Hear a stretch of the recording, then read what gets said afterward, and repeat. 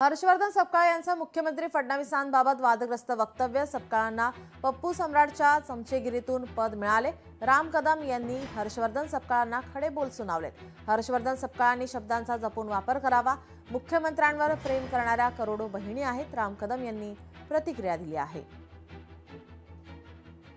देशात ज्यांना पप्पू सम्राट अशी उपाधी देशाच्या जनतेने दिली आहे, त्यांची चमचेगिरी करून महाराष्ट्राचं ज्यांना प्रांत अध्यक्षपद काँग्रेसचं मिळालं, त्यांची गत काय?